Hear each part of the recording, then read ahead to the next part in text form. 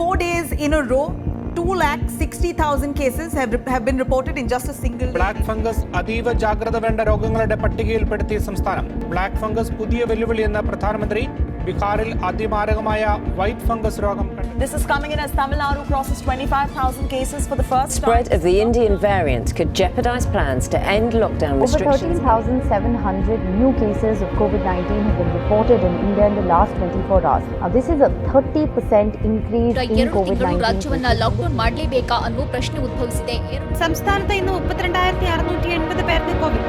രോഗികളിൽ മഹാരാഷ്ട്രയിൽ കണ്ടെത്തിയ బ్రేకింగ్ కరోనా సెకండ్ వేవ్ ఎంత విలయ తాండవం చేస్తుందో మనందరం చూస్తున్నాం. కేసులు పెరుగుతుండడంతో ఇప్పుడు ఒక్కొక్క రాష్ట్రం లాక్డౌన్ దిశగా అడుగులు వేస్తుంది.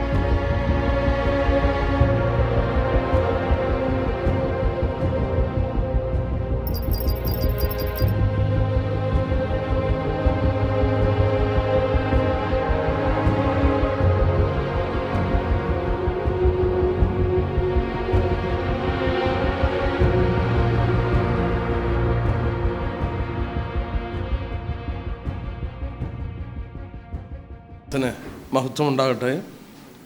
1 കൊരിന്ത്യർ 15-ാം അധ്യായത്തെ ആസ്പദമാക്കി പുനരുദ്ധാനം എന്ന വിഷയത്തെക്കുറിച്ച് നമ്മൾ ഓർത്തുകൊണ്ടിരിക്കുകയാണ്. ഒരു ക്ലാസ് കൂടെ ആ വിഷയത്തോടുള്ള ബന്ധത്തിലെടുത്തിട്ട് നമുക്ക് മുന്നോട്ട് പഠനം കൊണ്ടുപോകാം എന്നാഗ്രഹിക്കുകയാണ്.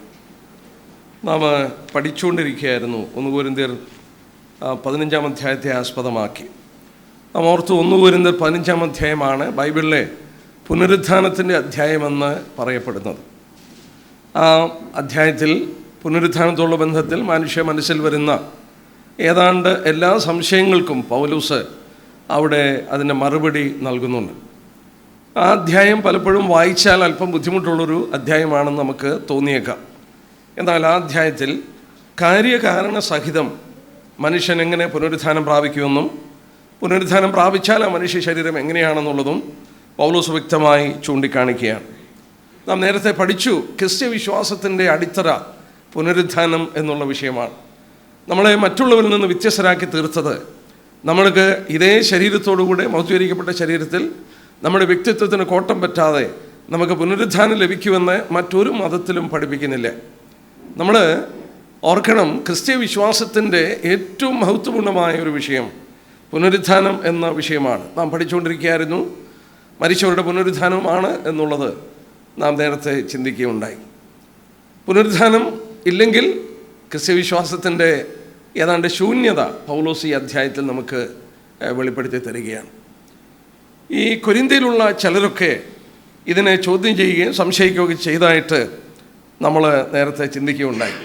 പൗലോസ് ഒരു താത്വിക ചിന്തകനാണ്, ഫിലോസഫർ എന്ന് വേണേൽ പറയാം. കാര്യകാരണ സഹിതം കാര്യങ്ങൾ അവലോകനം ചെയ്യുന്ന ഒരു വ്യക്തിയായിരുന്നു പൗലോസ്. തൻ്റെ ജ്ഞാനത്തിൻ്റെ വലിയൊരു പ്രകടനവും തൻ്റെ ചിന്താഗതിയുടെ ആ താത്വിക ചിന്തയും ഈ 15-ാം അധ്യായത്തിൽ പുനരുദ്ധാനത്തോടുള്ള ബന്ധത്തിൽ പൗലോസ് കൊണ്ടുവരുന്നത് നമുക്ക് കാണുവാനായിട്ട് സാധിക്കും. അവിടെ ഈ പുനരുദ്ധാനത്തെക്കുറിച്ച് അവിടെയുള്ള ചിലരൊക്കെ സംശയിക്കുകയും അതെങ്ങനെ നടക്കുമെന്നൊക്കെ ഉള്ളത് അവർ ചിന്തിക്കുകയുണ്ടായി. നമ്മളതിൻ്റെ 15-ാം അധ്യായത്തിൻ്റെ 13-ാം വാക്യം നോക്കിയാട്ടെ. നമ്മൾ ചിന്തിച്ചതാണ്, മരിച്ചവരുടെ പുനരുദ്ധാനം ഇല്ല എങ്കിൽ ക്രിസ്തു ഉയർത്തെഴുന്നേറ്റില്ല. 12-ാം വാക്യത്തിൻ്റെ അവസാന ഭാഗത്തിൽ പുനരുദ്ധാനം ഇല്ല എന്ന് നിങ്ങൾ ചിലർ പറയുന്നത് എങ്ങനെ? അപ്പോൾ കൊരിന്ത്യയിലുള്ള ചിലർ 12-ാം വാക്യത്തിൻ്റെ അവസാനം മരിച്ചവരുടെ പുനരുദ്ധാനം ഇല്ല എന്ന് നിങ്ങൾ ചിലർ പറയുന്നത് എങ്ങനെ? അപ്പോൾ അവിടെ ചിലരൊക്കെ പുനരുദ്ധാനമില്ല എന്ന് പറയുന്ന ഒരു കൂട്ടർ ഉണ്ടായിരുന്നു. മാത്രമല്ല അവർ പിന്നെയും ചോദിച്ചു, അങ്ങനെ പുനരുദ്ധാനം ഉണ്ടെങ്കിൽ 35-ാം വാക്യം, പക്ഷേ ഒരുവൻ മരിച്ചു എങ്ങനെ ഉയർക്കുമെന്നും ഏതുവിധ ശരീരത്തോടെ വരുന്നുവെന്നും ചോദിക്കും.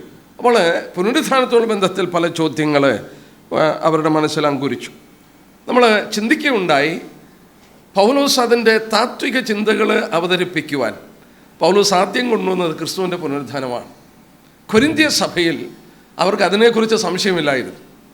നമ്മൾ നേരത്തെ ഇവിടെ കണ്ടു, പൗലോസ് ഒരു 7 കൂട്ടം ആളുകളെ നിരത്തി വെക്കുകയാണ്, ആ കാലത്ത് തന്നെ ജീവനുള്ള സാക്ഷികളെ.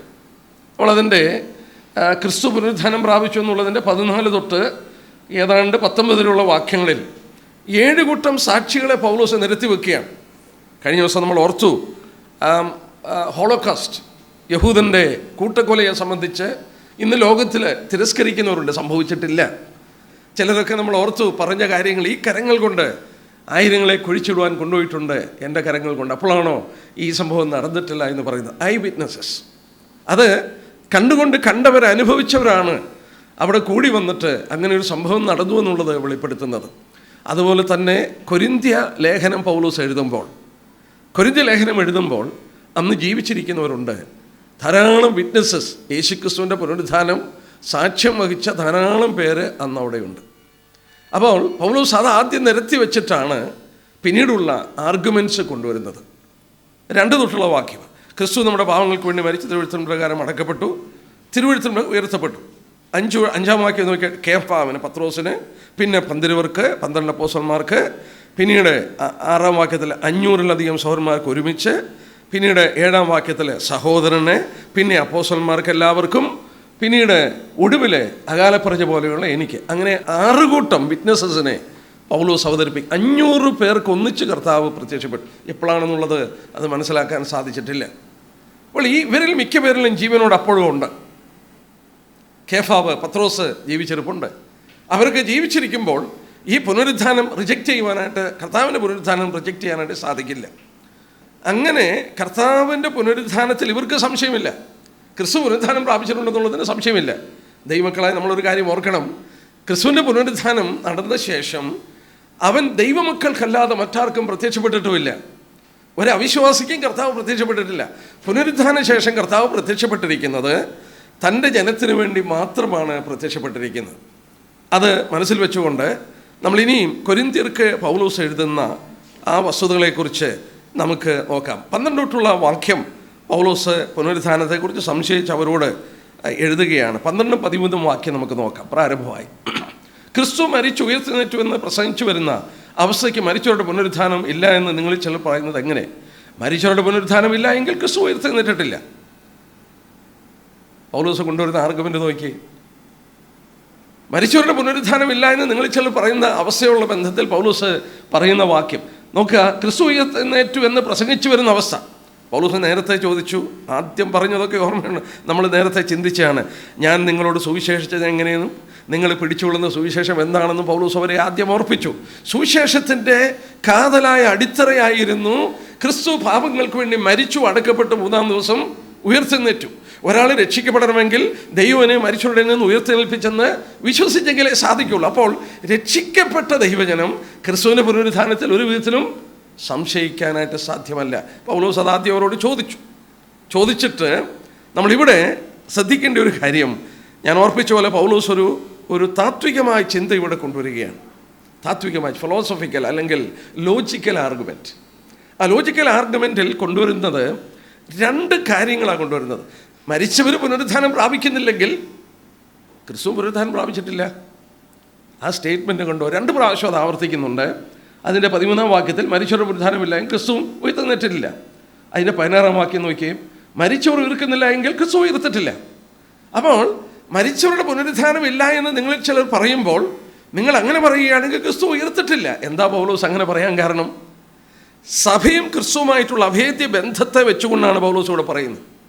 Inseparable union. ക്രിസ്തു സഭയുമായിട്ട് വേർതിരിപ്പാനായിട്ട് സാധിക്കുകയില്ല. നമ്മൾ അറിയാം, എഫേസ്യരുടെ 5-ാം അധ്യായത്തിൻ്റെ 30-ാം വാക്യം, നാം അവൻ്റെ ശരീരത്തിൻ്റെ അവയവങ്ങളല്ലോ. ആത്മസ്നാനത്താൽ ദൈവജനത്തെ ക്രിസ്തുവിൻ്റെ മാർമിക ശരീരത്തിൻ്റെ അവയവങ്ങളാക്കി നമ്മളെ തീർത്തിരിക്കുക. അവനുമായിട്ട് നമുക്ക് അഭേദ്യമായൊരു ബന്ധമാണ്. അഭേദ്യമായൊരു ബന്ധം. ഈ അഭേദ്യമായ ബന്ധമുള്ളത് കൊണ്ട് നോക്കുക, ഇൻസെപ്പറബിൾ യൂണിയനാണ്. നിങ്ങൾ പുനരുദ്ധാനം പ്രാപിക്കുന്നില്ലെങ്കിൽ ക്രിസ്തു ഉയർത്തിട്ടില്ല.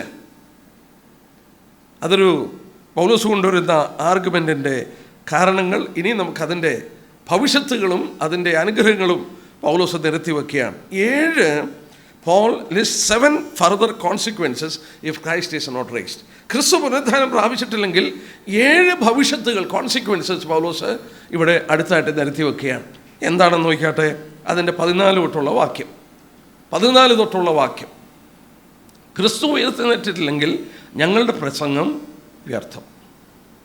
ആ വാക്കുണ്ടോ? പ്രസംഗം വ്യർത്ഥമാണ്. പൗലോസ് ആദ്യം കൊണ്ടുവരുന്നത് പ്രീച്ചിങ് ഈസ് വെയിൻ. വെയിൻ എന്ന് പറയുന്ന വാക്ക് കെയ്നോസ് എന്ന വാക്കാണ്. കെയ്നോസ് എന്ന വാക്കിൻ്റെ അർത്ഥം, കാരണം ഇവിടെ വീണ്ടും ആ വാക്ക് ഉപയോഗിക്കുമ്പോൾ മലയാളത്തിൽ അതേ ആശയത്തിലാണ് വരുന്നത്, ഭാഷാന്തരം ചെയ്ത്, പക്ഷേ 2 വ്യത്യസ്ത അർത്ഥമാണ്. 14-ാം വാക്യം: ക്രിസ്തു ഉയർത്തുന്നിട്ടില്ലെങ്കിൽ ഞങ്ങളുടെ പ്രസംഗം വ്യർത്ഥമാണ്. അതുകൊണ്ട് കെയ്നോസ് എംറ്റിയാണ്, ഫ്രൂട്ട്ലെസ് ആണ്. അതായത് ക്രിസ്തീയ പ്രസംഗത്തിൻ്റെ കാതലെന്ന് പറയുന്നത്, നിറവെന്ന് പറയുന്നത്, യേശുക്രിസ്തു പുനരുദ്ധാനം പ്രാപിച്ചത് കൊണ്ട് നമുക്കൊരു ഫ്യൂച്ചറുണ്ട്, ഒരു പുനരുദ്ധാനമുണ്ട്. കഷ്ടങ്ങൾ വരാം, പ്രയാസങ്ങൾ വരാം, രോഗം വരാം, നമ്മുടെ സൗന്ദര്യം നഷ്ടപ്പെടാം, നമ്മുടെ ശരീരത്തിന് ബലഹീനത ഉണ്ടാകാം, ഇതൊക്കെ സംഭവിക്കും. പക്ഷെങ്കിൽ ഒരു പുനരുദ്ധാനമുണ്ട്, ഒരു ഫ്യൂച്ചർ ലൈഫ് ഉണ്ടെന്നുള്ളത്, അതാണ് ക്രിസ്ത്യ വിശ്വാസത്തിൻ്റെ കാതലായ ഒരു വസ്തുത. പൗലോസ് പറയുകയാണ്, അല്ലെങ്കിൽ എന്താ സംഭവിക്കുന്നത്? Preaching is vain. പ്രസംഗം കൊണ്ട് വ്യർത്ഥമായ ഒരു കാര്യമാണ്. ഇതുകൊണ്ട് അർത്ഥമില്ല, ആശയമില്ല, എംറ്റിയാണ് എന്നുള്ളത് പൗലോസ് ഓർപ്പിക്കുകയാണ്. വചനത്തിൽ ആ വാക്ക് ലൂക്കോസ് 1:53 ഉണ്ട്. കർത്താവിനോടുള്ള ബന്ധത്തിൽ ആ വാക്ക് പറഞ്ഞിട്ടുണ്ട്. അവൻ സമ്പന്നന്മാരെ വെറുതെ അയച്ചു കളഞ്ഞു. വിശപ്പുള്ളവനെ തൃപ്തി വരുത്തി സമ്പന്നന്മാരെ വെറുതെ അയച്ചു. അവിടെ ഉപയോഗിച്ചിരിക്കുന്നത് the rich he had sent empty. അതേ വാക്കാണ് ഇവിടെ ഉപയോഗിച്ചിരിക്കുന്നത്. ഒരു ഫലവും അതുകൊണ്ട് ഉണ്ടായിട്ടില്ല. ക്രിസ്തുവിൻ്റെ പുനരുദ്ധാനം അത് വിശ്വാസത്തുള്ള ബന്ധത്തിൽ നമ്മുടെ പുനരുദ്ധാനം ഉണ്ടെന്നുള്ളത് കൊണ്ടാണ് ഈ പ്രസംഗത്തിന് വില കൽപ്പിക്കുന്നതെന്നുള്ളത് പ്രത്യേകം ചൂണ്ടിക്കാണിക്കുന്നു. രണ്ടാമത്തെ കാര്യം അതോടുള്ള ബന്ധത്തിൽ ഓർക്കുക, അതോട് ചേർത്ത് പറഞ്ഞിരിക്കുകയാണ്, ഞങ്ങളുടെ പ്രസംഗം വ്യർത്ഥം, നിങ്ങളുടെ വിശ്വാസം വ്യർത്ഥം. Faith is also vain. വിശ്വാസവും വ്യർത്ഥമാണ്. കാരണം ആഴമില്ലാത്ത വിശ്വാസം എന്ന് പറയുന്നത് കാണാത്ത കാര്യങ്ങളുടെ നിശ്ചയമാണ്. അപ്പോൾ നിങ്ങളൊരു കാര്യം വിശ്വസിക്കുന്നു, ആ വിശ്വാസം വ്യർത്ഥമാണ്. വ്യർത്ഥമെന്നുള്ളത് ഇംഗ്ലീഷിൽ ഫെയ്ത്ത് ഈസ് ഇൻ വെയിൻ. കാണാത്തൊരു കാര്യം വിശ്വസിച്ചുകൊണ്ട് നമ്മൾ വിശ്വസിക്കുകയാണ് ക്രിസ്തു പുനരുദ്ധാനം പ്രാപിച്ചെന്നും നമുക്കൊരു പുനരുദ്ധാനമുണ്ടെന്നും നമുക്കൊരു ഭാവി ഉണ്ടെന്നും ഒക്കെ നമ്മൾ വിശ്വസിച്ചു വരുന്നു. പക്ഷേ ഇവിടെ ക്രിസ്തു പുനരുദ്ധാനം പ്രാപിച്ചിട്ടില്ലെങ്കിൽ, നമ്മൾ ഉയർക്കുന്നില്ലെങ്കിൽ ഈ വിശ്വാസം വ്യർത്ഥമാണ്, അതിനകത്ത് അർത്ഥമില്ല. നമ്മൾ ഓർത്തുകൊണ്ടിരിക്കുകയാണ്, ക്രിസ്തു പുനരുദ്ധാനം പ്രാപിച്ചിട്ടില്ലെങ്കിൽ അതിൻ്റെ കോൺസിക്വൻസസ് പൗലോസ് പറയുകയാണ്. മൂന്നാമത് പൗലോസ് നിരത്തിവെച്ച കാര്യം 15-ാം വാക്യം, മരിച്ചവർ ഉയർക്കുന്നില്ല എന്ന് വരികിൽ ദൈവം ഉയർപ്പിച്ചിട്ടില്ലാത്ത ക്രിസ്തുവിനെ അവ ഉയർപ്പിച്ചു എന്ന് ദൈവത്തിന് വിരോധമായി സാക്ഷ്യം പറയാൽ ഞങ്ങൾ ദൈവത്തിന് കള്ളസാക്ഷികളെന്ന് വരും. നമ്മൾ കഴിഞ്ഞ ദിവസം പഠിച്ചു, ദൈവം ചിലരെ സാക്ഷികളായി, നിങ്ങളിതിന് സാക്ഷികളെന്ന് ദൈവം പറഞ്ഞു. പുനരുത്ഥാനത്തിന് സാക്ഷികളായി അവരെ ദൈവം നിയമിച്ചിരിക്കുകയാണ്. അതൊരു വലിയ കാര്യമാണ്. ഈ അപ്പസ്തലന്മാർ പറയുമ്പോഴും ഞങ്ങൾ കണ്ടത്, ഞങ്ങളുടെ കൈ തൊട്ടത്, ഞങ്ങളുടെ കണ്ണ് കണ്ടത്, അവരുടെ ഫസ്റ്റ് ഹാൻഡ് ഇൻഫോർമേഷനാണ് നമുക്ക് ഹാൻഡ് ഓവർ ചെയ്തത്. ദൈവസഭ ഇന്ന് കാത്തു സൂക്ഷിക്കേണ്ടത് അപ്പോസ്തലന്മാരുടെ ഉപദേശമാണ്. മറ്റൊന്നും നമ്മൾ ചെയ്യേണ്ട, നമ്മൾ പുതിയ ഉപദേശങ്ങൾ കണ്ടുപിടിക്കുകയോ ഒന്നും ചെയ്യേണ്ട.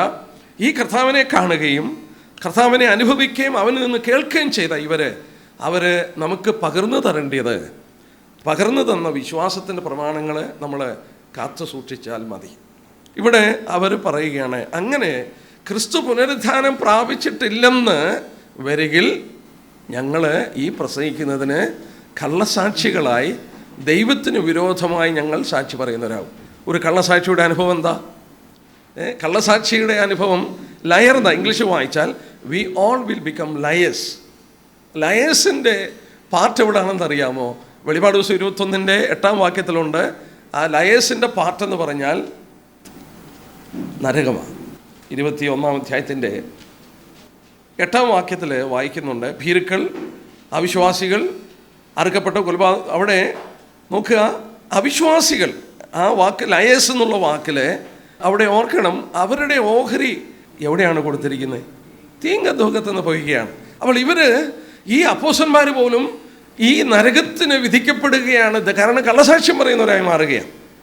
അവർ പറയുന്നത് കോൺസിക്വൻസ്, ക്രിസ്തു ഉയർത്തിട്ടില്ലെങ്കിൽ ഞങ്ങൾ ഈ പ്രസംഗിക്കുന്നത് കള്ളത്തരമാണ്. ആ കള്ളത്തരമാണെങ്കിൽ ഞങ്ങളുടെ നിത്യനരകത്തെ ഞങ്ങൾ പോകേണ്ടി വരുമെന്ന് പറയുകയാണ്. നാലാമതെടുത്ത് പറയുന്നത് 17-ാം വാക്യത്തിലുണ്ട്, ക്രിസ്തു ഉയർത്തിട്ടില്ല എങ്കിൽ നിങ്ങളുടെ വിശ്വാസം വ്യർത്ഥം. നേരത്തെ നമ്മൾ വ്യർത്ഥം എന്നുള്ള വാക്ക് 14-ാം വാക്യത്തിൽ വായിച്ചു. 14-ാം വാക്യത്തിൽ വായിച്ചപ്പോൾ വെയിൻ അല്ലെങ്കിൽ കേനോസ് എന്നുള്ള ഗ്രീക്ക് വാക്കാണ്. ഇവിടെ ഉപയോഗിച്ചിരിക്കുന്ന വാക്ക് മെറ്റായോസ് എന്ന് പറയുന്ന മറ്റൊരു ഗ്രീക്ക് വാക്കാണ്. ആ വാക്കിൻ്റെ അർത്ഥം അൺപ്രോഫിറ്റബിൾ എന്നാണ്.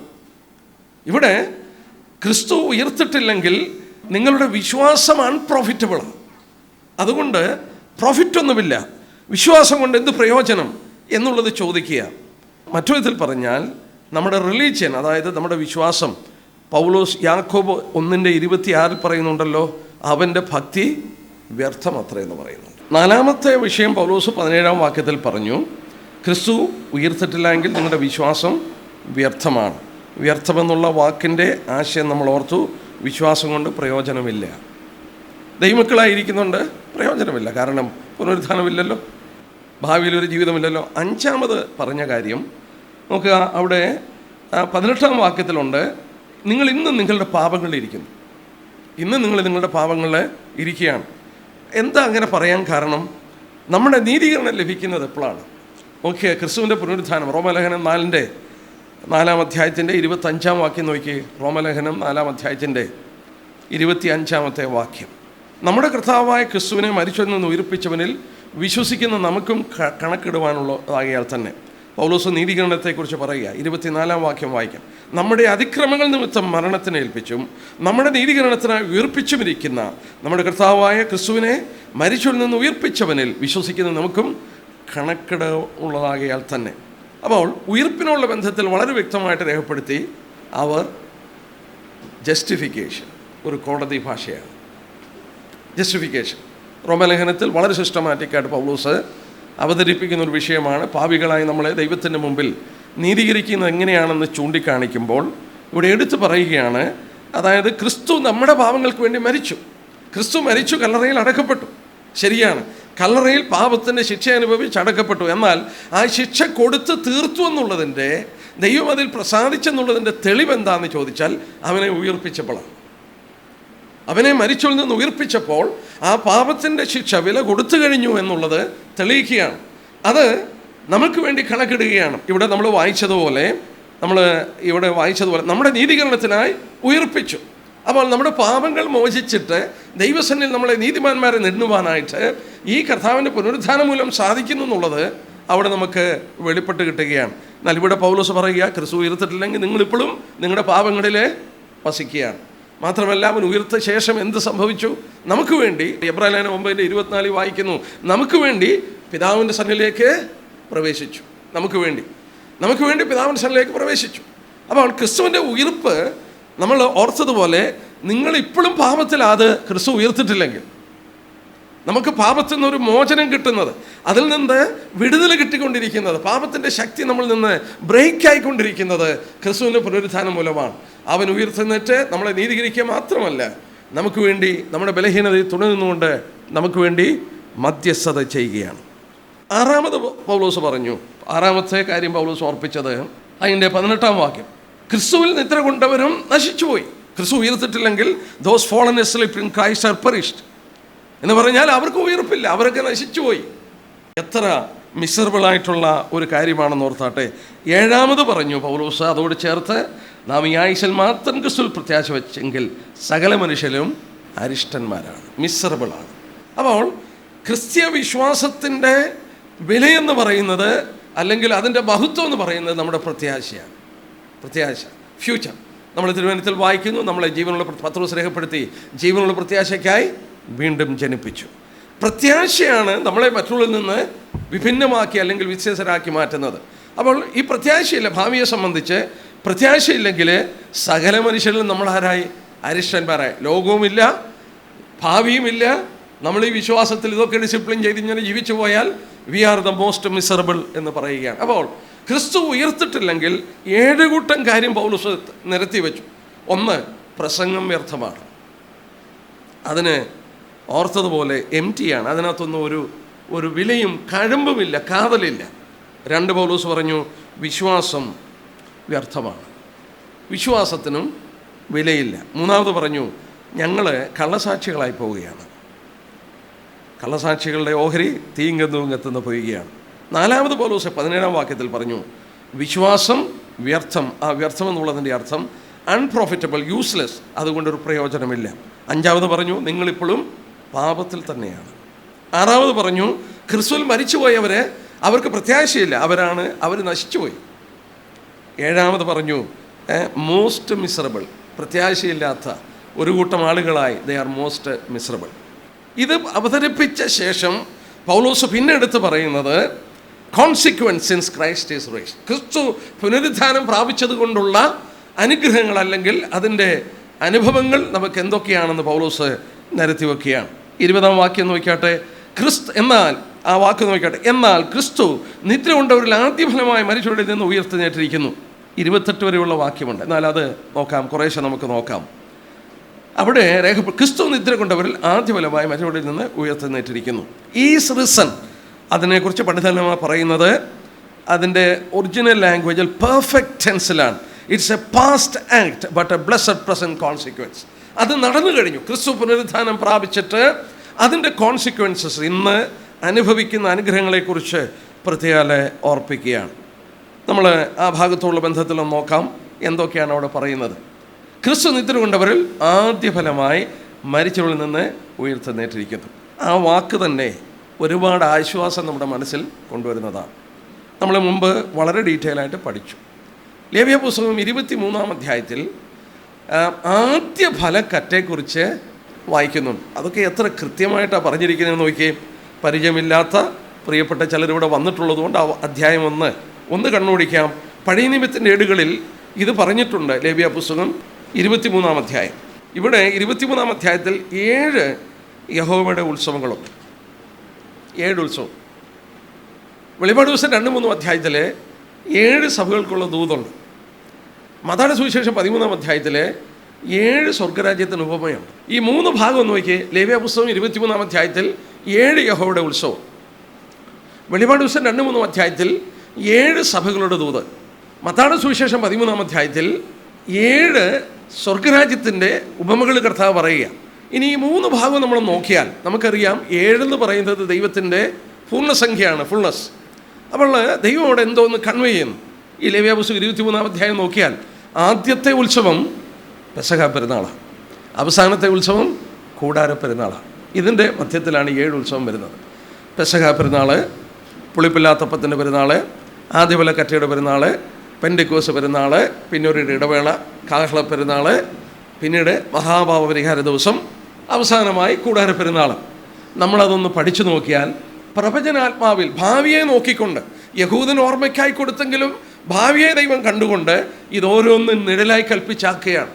പെസഹ പെരുന്നാൾ കൽപ്പിച്ചപ്പോൾ നമ്മുടെ പെസഹ കുഞ്ഞാടിൻ്റെ മഹത്വപൂർണ്ണമായ വർണ്ണനയാണ്. ആദ്യഫല കറ്റ കൊണ്ടുവരുമ്പോൾ ആദ്യമായി പുനരുദ്ധാനം പ്രാപിച്ച ക്രിസ്തുവിൻ്റെ മഹത്വപൂർണ്ണമായ നിഴലാണ്.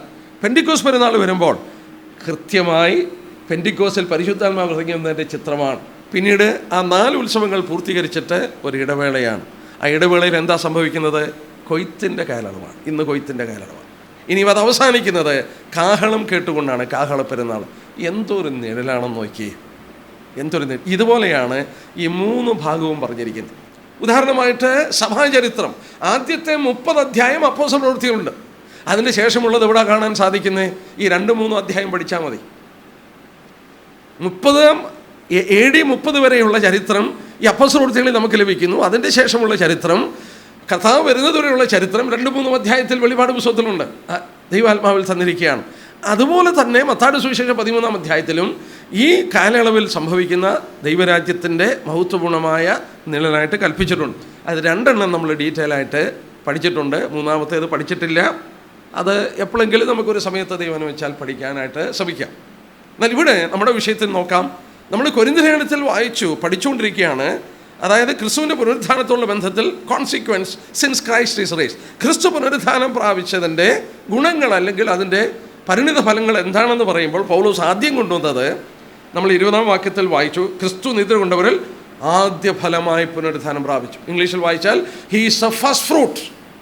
വീണ്ടും നമ്മൾ നോക്കുക, ലേവ്യ പുസ്തകം 23-ാം അധ്യായം വരുമ്പോൾ ആദ്യത്തെ ഉത്സവം പെസഹ പെരുന്നാൾ, അത് കഴിഞ്ഞാൽ പുളിപ്പില്ലാത്ത അപ്പത്തിൻ്റെ പെരുന്നാൾ, അതോട് ചേർത്ത് ആദ്യഫല കറ്റയുടെ പെരുന്നാൾ. അപ്പോൾ പെസഹ കുഞ്ഞാടിൽ ക്രിസ്തുവിൻ്റെ മരണം ചൂണ്ടിക്കാണിച്ചെങ്കിൽ ഈ ആദ്യഫല കറ്റയിൽ എന്താ കാണിച്ചത്? നമ്മൾ നോക്കിയാൽ എൻ്റെ 9-ാം വാക്യം തുടങ്ങി ലേവ്യർ 21-9 തൊട്ട് യഹോവ പിന്നെയും മോശയോട് അരുളിച്ചത്, നീ ഇസ്രായേൽ മക്കളോട് പറയേണ്ടതെന്നാൽ നിങ്ങളുടെ ദേശത്ത് നിങ്ങൾ എത്തിയ ശേഷം വിളവെടുക്കുമ്പോൾ നിങ്ങളുടെ കൊയ്ത്തിലെ ആദ്യത്തെ കറ്റ പുരോഹിതൻ്റെ അടുക്കൽ കൊണ്ടുവരണം. നിങ്ങൾക്ക് പ്രസാദം ലഭിക്കേണ്ടതിന് അവൻ ആ കറ്റ യഹോവയുടെ സന്നിധിയിൽ നീരാജനം ചെയ്യണം. ശബത്തിൻ്റെ പിറ്റേന്നാൾ പുരോഹിതനത് നീരാജനം ചെയ്യണം. എന്തോരു കാര്യങ്ങളാണ് ദൈവം പറഞ്ഞിരിക്കുന്നത്. വളരെ നിസ്സാരമെന്ന് നമ്മൾക്ക് തോന്നും. ദൈവജ്ഞാനമെന്ന് നോക്കിയേ. ഈ പെസഹ അറുത്ത ശേഷം ആദ്യഫല കറ്റ കൊണ്ടുവരുമ്പോൾ, ആ പെസഹ അറുത്തപ്പോൾ ക്രിസ്തുവിൻ്റെ മരണം അവിടെ പഠിപ്പിച്ചു. അതിൻ്റെ ശേഷം യഹൂദൻ കൊടുത്ത ഉത്സവം ആദ്യഫല കറ്റയുടെ പെരുന്നാൾ. ഇത് കഴിഞ്ഞിട്ട് ശബത്ത് വരുന്നു. ശബത്തിൽ അവർ ഒന്നും ചെയ്യാതിരിക്കുന്നു. നമ്മൾ നോക്കിയ 11-ാം വാക്യം, ശബത്തിൻ്റെ പിറ്റേന്നാൾ. ശബത്ത് ശനിയാഴ്ചയാണ്, അടുത്ത ദിവസം ഏത് ദിവസമാണ്? ഞായറാഴ്ചയാണ്. നമ്മൾ യോഹന്നാന്റെ സുവിശേഷം 20-ാം അധ്യായത്തിൻ്റെ 1-ാം വാക്യത്തിൽ 7-ാം വാക്യത്തിലും എന്താ വായിക്കുന്നത്? ശബത്ത് കഴിഞ്ഞ് പിറ്റേന്നാൾ മറിയയും മറ്റും കല്ലറക്കൽ ചെന്നപ്പോൾ എന്താ കേട്ടത്? അവനിവിടെ ഇല്ല, ഉയർത്തെഴുന്നേറ്റിരിക്കുന്നു. അതാണ് ഈ പഴയ നിയമത്തിൽ പറഞ്ഞത്. ശബത്തിൻ്റെ പിറ്റേന്നാൾ നിങ്ങളുടെ വയൽ വിളഞ്ഞു കിടക്കുന്നു, ഈ വയലിൽ നിന്ന് കൊയ്തെടുക്കണം. എന്നാൽ അതിൽ നിന്ന് ഏറ്റവും നല്ല ഒരു കറ്റ, ആദ്യത്തെ കറ്റ മുറിച്ചെടുത്ത് പുരോഹിതൻ്റെ കയ്യിൽ കൊണ്ട് കൊടുക്കുക. പുരോഹിതൻ ആ ദൈവസന്നിധിയിൽ ഇങ്ങനെ പൊക്കി 4 വശത്തും നീരാജനം ചെയ്ത് കാണിക്കും. ദൈവത്തിന് സമർപ്പിക്കുകയാണ്. സമർപ്പിച്ചു കഴിഞ്ഞാൽ ഇതാണ് ആദ്യഫല കറ്റ. ഇതിനകത്ത് വലിയ ആശയം ഉണ്ടാകുകയാണ്. നോക്കുക, ദൈവം ഈ വയലിൻ്റെ വിളവ് അവർക്ക് കൊടുത്തു, ദൈവം കാലാവസ്ഥ കൊടുത്തു. ദൈവത്തോട് അവർ നന്ദി പറയുമ്പോൾ മറ്റൊരു സത്യം അവിടെ പഠിപ്പിക്കുകയാണ്. ഈ വിളഞ്ഞു കിടക്കുന്ന വയലിലെ ആദ്യത്തെ കറ്റയാണിത്. ഇത് നിനക്ക് ഞങ്ങൾ സമർപ്പിച്ചു. ഇത് ഒരു കാര്യം ഉറപ്പ് തരുന്നു, ഇനിയും ഒരുപാട് കൊയ്യാൻ കിടക്കുന്നു. ഇതാണ് നമ്മൾ 1 കൊരിന്ത്യർ 15-ാം അധ്യായത്തിൻ്റെ 20-ാം വാക്യത്തിൽ വായിച്ചത്. ക്രിസ്തു നിദ്ര കൊണ്ടവരിൽ ആദ്യ ഫലമായി. He has become the first fruit. നാം നേരത്തെ പഠിച്ചുകൊണ്ടിരിക്കുകയായിരുന്നു. ക്രിസ്തു ആദ്യ ഫലമായതുകൊണ്ട് പിന്നീട് എന്താ സംഭവിക്കുന്നത്? ക്രിസ്തു ഉയർത്തെഴുന്നേറ്റ് മരിച്ചവരിൽ നിന്ന്. ഇനിയും ഇതുപോലെ കൊയ്തെടുക്കാൻ ഒരുപാട് കറ്റയുള്ളതുപോലെ പുനരുത്ഥാനം അവൻ മൂലം നടക്കും. നമ്മൾ താഴോട്ട് വായിക്കുമ്പോൾ പുനരുത്ഥാനത്തെക്കുറിച്ച് വായിക്കുന്നു. അതിൻ്റെ 23-ാം വാക്യം നോക്കിയേ. ഓരോരുത്തൻ താൻ്റെ നിരയിലത്ര ആദ്യഫലം ക്രിസ്തു, പിന്നെ ക്രിസ്തുവിനുള്ളവർ. ക്രിസ്തു പുനരുത്ഥാനം പ്രാപിച്ചതിൻ്റെ ഫലമായി അവിടെ നമുക്ക് ഉറപ്പ് ലഭിക്കുകയാണ്. ആദ്യഫലം ക്രിസ്തു പുനരുത്ഥാനം പ്രാപിച്ചു, പിന്നീടുള്ള പുനരുത്ഥാനം ഓരോരുത്തൻ താൻ്റെ നിരയിൽ പുനരുത്ഥാനം സംഭവിക്കും. Every man in is on order. അപ്പോൾ ക്രിസ്തുവിൻ്റെ പുനരുത്ഥാനമാണ് നമ്മുടെ പുനരുത്ഥാനത്തിൻ്റെ ഉറപ്പ് നമുക്ക് നൽകിയിരിക്കുന്നത്. നമുക്ക് പുനരുത്ഥാനമുണ്ടെന്നുള്ളതിൻ്റെ ഏറ്റവും വലിയ ഉറപ്പ് ക്രിസ്തുവിൻ്റെ പുനരുത്ഥാനമാണ് നമുക്ക് നൽകിയിരിക്കുന്നത്. ആദ്യ ഫലമായി അവൻ മരിച്ചവരിൽ നിന്ന് ഉയർത്തു. അപ്പോസ്തലപ്രവൃത്തി 26-ന്റെ 23 നോക്കിയേ. അപ്പോസ്തലപ്രവൃത്തി 26-ന്റെ 23-ാമത്തെ വാക്യം. 23-ാമത്തെ വാക്യം. ക്രിസ്തു കഷ്ടം അനുഭവിക്കുകയും മരിച്ചവരുടെ പുനരുത്ഥാനത്തിൽ ആദ്യനായി. ചില സംശയമുണ്ടായേക്കാം. പഴയ നിയമ കാലഘട്ടങ്ങളിൽ ചിലർ പുനരുത്ഥാനം പ്രാപിച്ചില്ലേ? ക്രിസ്തു ജീവിച്ചിരിക്കുമ്പോൾ ലാസറൊക്കെ പുനരുത്ഥാനം പ്രാപിച്ചില്ലേ? അവരൊക്കെ വീണ്ടും മരിച്ചു. ക്രിസ്തുവിന് മുമ്പ് പുനരുത്ഥാനം പ്രാപിച്ചവരൊക്കെ വീണ്ടും മരിച്ചുപോയി. അവർ അമർത്യമായ ശരീരത്തിൽ പുനരുത്ഥാനം പ്രാപിച്ചെങ്കിൽ ക്രിസ്തു ആദ്യഫലമാകത്തില്ല. ക്രിസ്തുവാണ് മരിച്ചവരിൽ നിന്ന് ആദ്യനായി, മരിച്ചവരിൽ നിന്ന് ഉയർത്തെഴുന്നേറ്റ ആദ്യ ഫലം.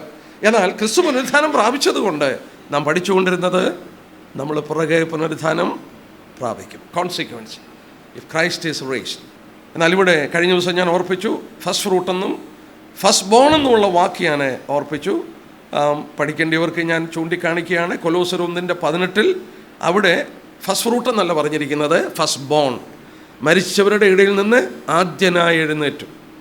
He is the first bone from the dead. First bone ആ വാക്ക് കഴിഞ്ഞ ആഴ്ച ഞാൻ ചൂണ്ടിക്കാണിച്ചു. ഫസ്റ്റ് ബോൺ എന്നുള്ള സിമ്പിൾ വേർഡിൻ്റെ അർത്ഥം റോമലേഖനം 8:29, 30 നമ്മൾ കണ്ടു. അനേക പുത്രന്മാരെ, അവനെപ്പോലെ ഇരിക്കുന്ന അനേക പുത്രന്മാരെ ദൈവം ഒരുക്കിയെടുക്കുമ്പോൾ ഫസ്റ്റ് ബോൺ എന്നുള്ള വാക്കിൻ്റെ അർത്ഥം, അതിൻ്റെ സിമ്പിൾ ടൈം പ്രോട്ടോടൈപ്പ്. ഞാൻ ഒരു എക്സാമ്പിളും പറഞ്ഞു. ഒരു കാർ ഉണ്ടാക്കുമ്പോൾ അതിൻ്റെ ആദ്യത്തെ ഒരു മോഡൽ അവിടെ വെച്ചിരിക്കും. ആ മോഡലിനെ അനുസരിച്ചായിരിക്കും ആ മോഡലിലുള്ള കാറുകളെല്ലാം ഉണ്ടാക്കുന്നത്. അതുപോലെ പുനരുത്ഥാനത്തിൻ്റെ ഫസ്റ്റ് പ്രോട്ടോടൈപ്പ്, ആദ്യത്തെ മോഡൽ എന്ന് പറയുന്ന കർത്താവ്. ബാക്കി പുനരുത്ഥാനം പ്രാപിക്കുന്ന എല്ലാം അതുപോലെ ആയിരിക്കും എന്നുള്ളത് കണ്ടു. അപ്പോൾ ഈ 2 വാക്ക് ഓർക്കണം. ഫസ്റ്റ് ഫ്രൂട്ടെന്നും ഫസ്റ്റ് ബോണെന്നും, ആദ്യ ഫലമെന്നും രണ്ടാമത്തേത് ആദ്യനായി എഴുന്നേറ്റവനും.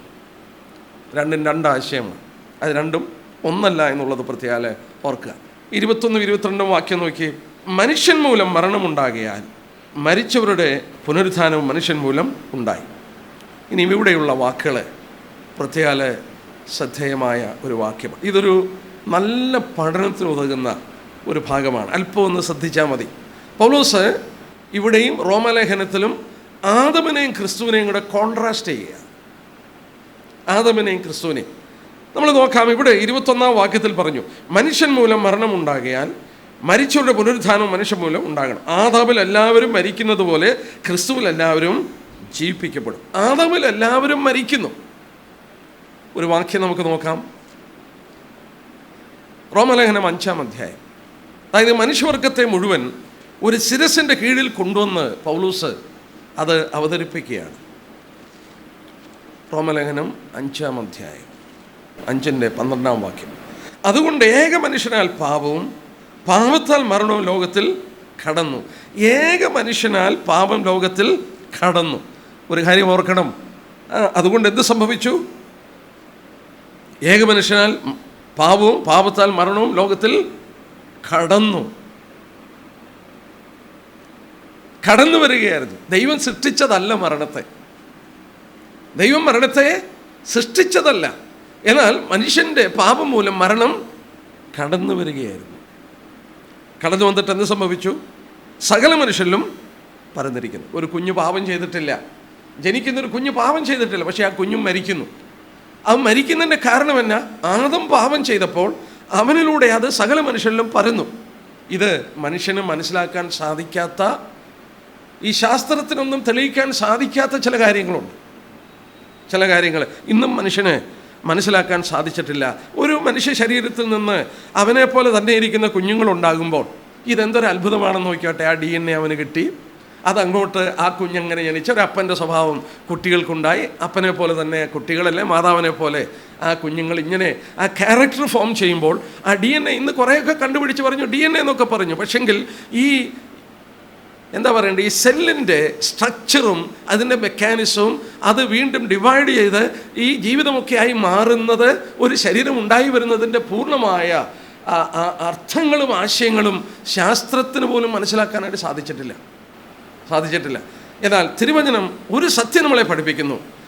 പലതും പറയുമ്പോൾ നാം എബ്രായലേഖനം 1:3 വായിക്കുന്നുണ്ട്. സകലവും അവൻ്റെ വാക്കാൽ ഉളവാക്കുക മാത്രമല്ല, അവൻ്റെ ശക്തിയുള്ള വാക്കാലെ വഹിച്ചുകൊണ്ടിരിക്കുകയാണ്. അതൊന്നും നമുക്കും ശാസ്ത്രത്തിനും മനസ്സിലാക്കാൻ സാധിക്കുന്നില്ല.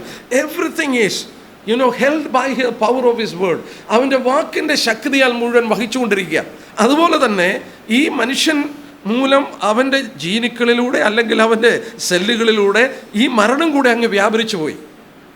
മനുഷ്യൻ മരിക്കാനായിട്ട് സൃഷ്ടിച്ചതല്ല ദൈവം, മരിക്കാൻ സൃഷ്ടിച്ചതല്ല, മരണം കടന്നു വന്നതാണ്. പക്ഷെങ്കിൽ ഈ ഒരു മനുഷ്യൻ പാപം ചെയ്ത് കഴിഞ്ഞപ്പോൾ അവൻ്റെ സെല്ലിലൂടെ, അതിൻ്റെ മൾട്ടിപ്ലിക്കേഷനിലൂടെ, ആ മെക്കാനിസത്തിലൂടെ എല്ലാ മനുഷ്യരിലും, പാപം ചെയ്യാത്ത കുഞ്ഞും മരിക്കുമ്പോൾ ഇതങ്ങ് കടന്നു വരികയാണ്. എങ്ങനെയെന്നുള്ളത് ഇന്നും നമുക്ക് തെളിയിക്കാനായിട്ട് കഴിയുന്നില്ല. പക്ഷേ നമ്മളത് തിരുവചനം പറയുന്നുണ്ട്, അതുപോലെ വിശ്വസിക്കുന്നു. ഇതിൻ്റെ ഒരു ചെറിയ ദൃഷ്ടാന്തം ഞാൻ കാണിച്ചു തരാം. എബ്രായലേഖനം ഒന്ന് എടുത്താട്ടെ, 7-ാം അധ്യായം. അത് മനോഹരമായ ഒരു ചെറിയ ദൃഷ്ടാന്തമാണ്. എബ്രായലേഖനം 7-ാം അധ്യായം നോക്കിയാട്ടെ. അതിൻ്റെ 1 തൊട്ട് നമുക്കൊന്ന് വായിച്ചു നോക്കാം, എന്നാലേ അത് മനസ്സിലാവുള്ളൂ. ഈ പറയുന്ന ആശയം മനസ്സിലാക്കുന്ന ഒരു ഭാഗമാണ്. ശാലേം രാജാവായ അത്യുന്നതനായ ദൈവത്തിൻ്റെ പുരോഹിതനുമായ ഈ മൽക്കീസേദെക്ക് രാജാക്കന്മാരെ ജയിച്ച് മടങ്ങി വരുന്ന അബ്രഹാമിനെ എതിരേറ്റ് അനുഗ്രഹിച്ചു. നമുക്കറിയാം, സോദോമിലെ രാജാക്കന്മാരെ തോൽപ്പിച്ച് അബ്രഹാം മടങ്ങി വന്നപ്പോൾ മൽക്കീസേദെക്ക് എന്ന് പറയുന്ന ഒരു രാജാവും പുരോഹിതനുമായ ഒരു വ്യക്തിയെ അബ്രഹാം എതിരേറ്റ്, ജയിച്ച് മടങ്ങി വന്ന അബ്രഹാമിനെ എതിരേറ്റ് അനുഗ്രഹിച്ചു. പിന്നീട് അബ്രഹാം എന്താ ചെയ്തത്? അബ്രഹാം അവന് സകലത്തിലും 10 കൊടുത്തു. അബ്രഹാം കൊണ്ടുവന്ന എല്ലാത്തിലും 10 ഈ പുരോഹിതനായ രാജാവിന് കൊടുക്കുകയാണ്.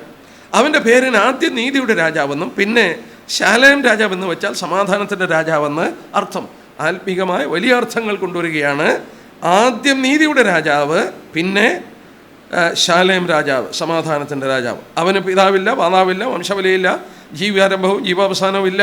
അവൻ ദൈവപുത്രന് തുല്യനായി എന്നേക്കും പുരോഹിതനായിരിക്കുന്നു. 4-ാം വാക്യം തുടങ്ങി നോക്കാം. ഇവൻ എത്ര മഹാനെന്ന് നോക്കുവിൻ. ഗോത്രപിതാവായ അബ്രഹാം കൂടെയും അവന് കൊള്ളയുടെ വിശേഷ വസ്തുക്കളിൽ 10 കൊടുത്തുവല്ലോ. അപ്പം അബ്രഹാം അവന് 10 കൊടുത്തു. ഇനിയും പറയുന്നത് നോക്കണം. ലേവി പുത്രന്മാരിൽ പൗരോഹിത്യം ലഭിക്കുന്നവർക്ക് ന്യായപ്രമാണപ്രകാരം ജനത്തോട് ദശാംശം വാങ്ങുവാൻ കൽപ്പനയുണ്ട്. ലേവി ഗോത്രം എങ്ങനെയാണ് ജീവിക്കുന്നത്?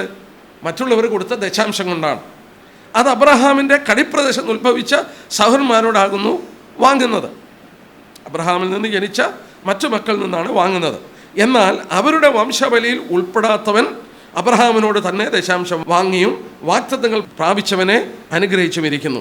ഉയർന്നവൻ താണവനെ അനുഗ്രഹിക്കുന്നു എന്നതിന് തർക്കം ഏതുമില്ല. ഇവിടെ മരിക്കുന്ന മനുഷ്യൻ ദശാംശം വാങ്ങുന്നു, അവിടെയോ ജീവിക്കുന്നുവെന്ന് സാക്ഷ്യം പ്രാപിച്ചവൻ തന്നെ. 9 തൊട്ടുള്ള വാക്യം നോക്കിക്കാട്ടെ. ദശാംശം വാങ്ങുന്ന ലേവിയും അബ്രഹാം മുഖാന്തരം ദശാംശം കൊടുത്തിരിക്കുന്നുവെന്ന് ഒരു വിധത്തിൽ പറയാം. അവൻ്റെ പിതാവാനെ മൽക്കിസേദെക്ക് എതിരേറ്റപ്പോൾ ലേവി അവൻ്റെ കടിപ്രദേശത്തുണ്ടായിരുന്നു. ഇവിടെ എബ്രാഹിം കർത്താവ് കൊണ്ടുവരുന്നു പറയുന്ന കാര്യം, ഈ മൽക്കിസേദെക്കിന് ദശാംശം കൊടുത്തപ്പോൾ ലേവി കൂടെ കൊടുത്തെന്നാണ് പറയുന്നത്. ലേവി ജനിച്ചിട്ടുണ്ടോ? ഇല്ല. ഇവിടെ പറയുന്നത് തന്നെ ലേവി അവൻ്റെ കടിപ്രദേശത്തുണ്ടായിരുന്നു. അബ്രഹാമിൽ അതുണ്ടായിരുന്നു, ലേവി ഉണ്ടായിരുന്നു. അപ്പോൾ അബ്രഹാം ദശാംശം കൊടുത്തപ്പോൾ ലേവി കൂടെ ദശാംശം കൊടുത്തെന്നാണ് ഇവിടെ രേഖപ്പെടുത്തിയിരിക്കുന്നത്. ലേവി ജനിച്ചിട്ടില്ല, ഇസാക്ക് ജനിച്ച് പിന്നീട് യാക്കോബ് വന്ന്, യാക്കോബിൻ്റെ പുത്രനായ ലേവി വന്ന് അത് ഗോത്രമായി തീരണമെങ്കിൽ വർഷങ്ങളെടുക്കും. പക്ഷേ അബ്രഹാം ദൈവത്തിൻ്റെ വാക്ക് കേട്ട് അവിടെ വന്ന് മൽക്കിസേദെക്ക് എതിരേൽക്കുമ്പോൾ ദശാംശം കൊടുത്തപ്പോൾ അവൻ്റെ കടിപ്രദേശത്ത് ലേവി ഉണ്ടായിരുന്നു. ലേവിയും ഒരു വിധത്തിൽ ദശാംശം കൊടുത്തു. ഇതേ ആശയമാണ് ഏകൻ്റെ ലംഘനത്താൽ നമ്മളിവിടെ വായിച്ചതുപോലെ, ഏകൻ്റെ ലംഘനത്താൽ അതിൻ്റെ 1 കൊരിന്ത്യർ 15-ാം അധ്യായത്തിൻ്റെ 22-ാം വാക്യം, ആദമിൽ എല്ലാവരും മരിക്കുന്നത് പോലെ. നോക്കി, അബ്രഹാം ദശാംശം കൊടുത്തപ്പോൾ അവൻ്റെ കടിപ്രദേശത്തുള്ള ലേവി ദശാംശം കൊടുത്തു. ആദം ആദ്യത്തെ മനുഷ്യൻ പാപം ചെയ്തപ്പോൾ എല്ലാവരും മരിക്കുവാൻ ഇടയായി തീർന്നു. റോമലേഖനം 5:12 നമ്മൾ വായിച്ചതുപോലെ ആ പാപം മൂലം മരണം സകല മനുഷ്യരിലും പരന്നു. അതിൻ്റെ കോൺസിക്വൻസ് എല്ലാ മനുഷ്യരിലും ഉണ്ടായി. നമുക്ക് വളരെ വ്യക്തമായ ഒരർത്ഥമാണ് അവിടെ കാണുന്നത്. ഇനിയും അടുത്തത് അത് പറഞ്ഞിട്ട് പറയുകയാണ്, ആദമിൽ എല്ലാവരും മരിക്കുന്ന പോലെ ക്രിസ്തുവിൽ എല്ലാവരും ജീവിപ്പിക്കപ്പെടും. ആദമിൽ എല്ലാവരും മരിക്കുന്നത് പോലെ ക്രിസ്തുവിൽ എല്ലാവരും ജീവിപ്പിക്കപ്പെടും. ഇനി നമ്മൾ ഒന്ന് നോക്കണം, വേദപുസ്തകം ആദമിനെയും ക്രിസ്തുവിനെയും തമ്മിൽ കോൺട്രാസ്റ്റ് ചെയ്ത് അല്ലെങ്കിൽ തുലനം ചെയ്തൊരു പഠനം തരുന്നുണ്ട്. അത് നമ്മളെ പല കാര്യങ്ങൾ മനസ്സിലാക്കി തരുന്നുണ്ട്. ഞാൻ ആ ഭാഗം ഒന്ന് എടുക്കാം. റോമലേഖനം 5-ാം അധ്യായം എടുത്താൽ വീണ്ടും റോമലേഖനത്തിൽ നമുക്കത് കാണാൻ സാധിക്കും. റോമലേഖനം 5-ാം അധ്യായം ഈ രണ്ട് വ്യക്തിത്വങ്ങളെ കോൺട്രാസ്റ്റ് ചെയ്യുന്നു. എന്താ അങ്ങനെ കോൺട്രാസ്റ്റ് ചെയ്യാൻ കാരണം? ക്രിസ്തുവിനെയും തമ്മിൽ കോൺട്രാസ്റ്റ് ചെയ്ത് റോമലേഖനം 5-ാം അധ്യായത്തിൽ നമ്മൾ കാണുന്നുണ്ട്. അവിടെ 5-ാം അധ്യായം എടുത്താട്ടെ, അതിൻ്റെ 15-ാം വാക്യം നോക്കിയാട്ടെ. 5-ാം അധ്യായത്തിൻ്റെ 15-ാമത്തെ വാക്യം, എന്നാൽ ലംഘനത്തിൻ്റെ കാര്യവും കൃപാവരത്തിൻ്റെ കാര്യവും ഒരുപോലെയല്ല. ഏകൻ്റെ ലംഘനത്താൽ അനേകർ മരിച്ചുവെങ്കിൽ ദൈവകൃപയും ഏകമനുഷ്യനായ യേശുക്രിസ്തുവിൻ്റെ കൃപയാലുള്ള ദാനവും അനേകർക്ക് വേണ്ടി ഏറ്റവും അധികം കവിഞ്ഞിരിക്കുന്നു. കണ്ടോ, അനേകർ മരിക്കുന്നു, അതിൻ്റെ കോൺട്രാസ്റ്റ് അനേകർക്ക് വേണ്ടി ഏറ്റവും അധികം കവിയുന്നു, കൃപാദാനം കവിയുന്നു. ആദ്യത്തെ കോൺട്രാസ്റ്റ്, ഇൻ ആദമിൽ അനേകർ മരിക്കുന്നു, ക്രിസ്തുവിലോ കൃപയാലുള്ള ദാനം മൂലം അനേകർക്ക് വേണ്ടി ഏറ്റവും അധികം അത് കവിയുകയാണ്. അപ്പോൾ ഇവിടെ രണ്ട് ഹെഡിനെയാണ് കൊണ്ടുവരുന്നത്. ആദമിൽ എല്ലാവരും, എന്നാൽ ക്രിസ്തുവിലുള്ള എല്ലാവരുടെയും അനുഗ്രഹങ്ങളും നിരത്തി വയ്ക്കുകയാണ്. ക്രിസ്തു വിഭിന്നമാണ് ആദാമിൽ നിന്നും. എല്ലാ മനുഷ്യനും നമ്മൾ ഓർത്തതുപോലെ അവൻ്റെ ആ ജീനിക്കലിൻ്റെ മൾട്ടിപ്ലിക്കേഷനിലെ പാപം കടന്നു വന്ന് അങ്ങനെ വന്നപ്പോൾ ഒരു പിതാവില്ലാതെ ആത്മാവിൽ ഭൂജാതനായ ദൈവപുത്രനിൽ ആ പാപം കടന്നു വന്നിട്ടില്ല. അവൻ വ്യത്യസ്തനാണ്. അവൻ വ്യത്യസ്തനായി ജനിക്കുക മാത്രമല്ല, ജീവിച്ചതും വിഭിന്നമായ വ്യത്യസ്തമായി അവൻ ജീവിച്ചു. പാപത്തിൽ ജനിച്ചിട്ടില്ല. കാരണം ദാവീദ് പറയുന്നുണ്ട്, പാപത്തിൽ എൻ്റെ അമ്മ എന്നെ ഗർഭം ധരിച്ചുവെന്ന് ദാവീദ് പറയുന്നുണ്ട്. എന്നാൽ ഇവിടെ ഓർക്കണം, അങ്ങനെയല്ല ക്രിസ്തുവിൻ്റെ ജനനം. അവൻ്റെ ജനനത്തിൽ അവന് പാപമില്ല. അവൻ ജീവിച്ചപ്പോൾ അവന് പാപമില്ല. അപ്പോൾ ആദ്യത്തെ കോൺട്രാസ്റ്റ് പൗലോസ് കൊണ്ടുവരുന്നു. ആദമിൽ എല്ലാവരും മരിക്കുന്നു, അനേകർ മരിക്കുന്നു. ഏകൻ്റെ ലംഘനത്താൽ അനേകർ മരിക്കുന്നു. എന്നാൽ ദൈവകൃപയും ഏക മനുഷ്യനായ ക്രിസ്തുവിൻ്റെ കൃപയാലുള്ള ദാനവും അനേകർക്ക് വേണ്ടി ഏറ്റവും അധികം കവിഞ്ഞിരിക്കുന്നു. രണ്ടാമത്തെ കോൺട്രാസ്റ്റ് നോക്കിക്കട്ടെ, 16-ാം വാക്യം. ഏകൻ പാപം ചെയ്തതിൻ്റെ ഫലവും ദാനത്തിൻ്റെ കാര്യവും ഒരുപോലെയല്ല. ഏകൻ്റെ പാപം ശിക്ഷാവിധി കൽപ്പിപ്പാൻ ഹേതുവായി തീർന്നു, കൃപാവരമോ അനേക ലംഘനങ്ങളെ മോചിക്കുന്ന നീതീകരണ വിധിക്ക് ഹേതുവായി തീർന്നു. 18-ാം വാക്യം കൂടെ നോക്കിയാട്ടെ. അങ്ങനെ ഏകലംഘനത്താൽ സകല മനുഷ്യർക്കും ശിക്ഷാവിധി വന്നതുപോലെ ഏകനീതിയാൽ സകല മനുഷ്യർക്കും ജീവകാരണമായ നീതീകരണം വന്നു. ഏക മനുഷ്യൻ്റെ അനുസരണക്കേട് എന്ത് സംഭവിച്ചു? കണ്ടംനേഷൻ, ശിക്ഷാവിധി കൊണ്ടുവന്നു. എന്നാൽ അതിനെ പൗലോസ് കോൺട്രാസ്റ്റ് ചെയ്യുകയാണ്. ഏകൻ്റെ നീതീകരണം, ഏകനീതിയാൽ, ക്രിസ്തുവിൻ്റെ നീതിയാൽ സകല മനുഷ്യർക്കും ജീവകാരണമായ നീതീകരണം വന്നു. One is condemnation, other is justification. ഒന്ന് ശിക്ഷാവിധിക്ക് കാരണമായെങ്കിൽ മറ്റൊന്നെന്താണ്? ക്രിസ്തുവിൻ്റെ ജീവിതം അനുസരണം നമുക്ക് നീതീകരണം കൊണ്ടുവന്നു. 17-ാം വാക്യത്തിൽ വീണ്ടും നമ്മൾ കാണുന്നു. 17-ാം വാക്യത്തിൽ അത് ഒരു പ്രസംഗ വിഷയം തന്നെയാണ്. മരണമായ ഏകൻ നിമിത്തം വാണു. ആ വാക്ക് നോക്കിക്കട്ടെ, മരണം വാണു. ഒരു രാജാവ് വാഴുന്നത് പോലെ ഈ ലോകത്തെ മുഴുവൻ അടക്കി ഭരിച്ചു. ആരാണ്? മരണം. Raining, death is raining. എന്നാൽ അടുത്തായിട്ട് വായിക്കുന്ന തന്നെ ആ 17-ാം വാക്യത്തിൻ്റെ 2-ാം ഭാഗം, കൃപയുടെയും നീതിദാനത്തിൻ്റെ സമൃദ്ധി ലഭിക്കുന്നവർ യേശു ക്രിസ്തു എന്ന ഏകൻ നിമിത്തം ഏറ്റവും അധികമായി ജീവനിൽ വാഴും. Raining in life. പുനരുദ്ധാന ജീവിതം മാത്രമല്ല കേട്ടോ, പുനരുദ്ധാന ജീവിതം മാത്രമല്ല, ജീവനിൽ വാഴുന്നവരായി നമ്മളെ തീർക്കുകയാണ്. എങ്ങനെയാണ് തീർക്കുന്നത്? നമ്മൾ രക്ഷിക്കപ്പെട്ടതിൻ്റെ ഫലമായി നോക്കുക, ഒരിക്കൽ പാപം നമ്മൾ പ്രജകളായിരുന്നു, മരണത്തിൻ്റെ പ്രജകളായിരുന്നു. മരണം വാഴുന്നു, മരണം രാജാവ്, നമ്മൾ പ്രജകൾ, നമ്മളെ വാഴുകയായിരുന്നു. എന്നാൽ ക്രിസ്തു മൂലം നമ്മളെ ആരാക്കി? നമ്മളെ വാഴുന്നവരാക്കി. എങ്ങനെ വാഴുന്നവരാക്കി? ജീവനിൽ നമ്മൾ വാഴുന്നവരായി. ജീവിതത്തിൽ പ്രശ്നമുണ്ട്, രോഗമുണ്ട്, നഷ്ടങ്ങളുണ്ട്, കഷ്ടങ്ങളുണ്ട്. അവിടെ നമ്മൾ പ്രജകളെപ്പോലെ ആയിത്തീരുകയല്ല. ഈ കഷ്ടങ്ങളിലും ഒക്കെ നമ്മൾ എന്തോ ചെയ്യുക? ഇതിനെല്ലാം ഓവർറൂൾ ചെയ്ത് ജീവിക്കുന്ന വാഴുന്നവരായി നമ്മൾ മാറി. ആ കഷ്ടങ്ങളിൽ പാടാൻ, നഷ്ടങ്ങളിൽ പാടാൻ നമ്മൾ വാഴുന്നവരായി നമ്മളെ തീർത്തു. അത് കർത്താവ് മൂലം നമുക്ക് സാധിച്ചെന്നുള്ളത് പറയുകയാണ്. 4 കൂട്ടം കാര്യങ്ങളിലൂടെ എടുത്ത് പറയുന്നുണ്ട്. ഇനി നമുക്കത് വെച്ചുകൊണ്ട് കൊരിന്ത്യർ ലേഖനത്തിലേക്ക് വീണ്ടും വരാം. 1 കൊരിന്ത്യർ 15-ാം അധ്യായം 45 തൊട്ടുള്ള വാക്യം നോക്കിയാട്ടെ. ഒന്നാം മനുഷ്യനായ ആദാം ജീവനുള്ള ദേഹിയായി തീർന്നുവെന്ന് എഴുതിയിരിക്കുന്നുവല്ലോ. ഒടുക്കത്തെ ആദാം ജീവിപ്പിക്കുന്ന ആത്മാവായി. കർത്താവിന് കൊടുത്ത പേര് നോക്കി, ഒടുക്കത്തെ ആദാം. ഒന്നാം മനുഷ്യനായ ആദാം, ഒടുക്കത്തെ Adam. First man Adam, the last Adam എന്ന് പറഞ്ഞാൽ ഇനി ഒരു റേസ് ഇല്ല. ഇനിയും വേറെ ഒരു റേസ് കൂടെ ഉണ്ടാക്കാൻ പോകുന്നില്ല. ഒന്നുകിൽ മനുഷ്യനെല്ലാം ഒന്നാം മനുഷ്യനായ ആദാമിലായിരിക്കും, അല്ലെങ്കിൽ ക്രിസ്തുവിലായിരിക്കും. Is the last Adam. മറ്റൊരു റേസിൻ്റെ തലവനാണ് അവൻ. ഇനിയും വേറെ ഒരു റേസ് ഉണ്ടാകത്തില്ല. വീണ്ടും ഉപയോഗിച്ചു ഒന്നാം മനുഷ്യൻ. 47-ാം വാക്യം. ഒന്നാം മനുഷ്യൻ ഭൂമിയിൽ നിന്ന് മണ്ണുന്നുള്ളവൻ, രണ്ടാം മനുഷ്യൻ സ്വർഗത്തിൽ നിന്നുള്ളവൻ.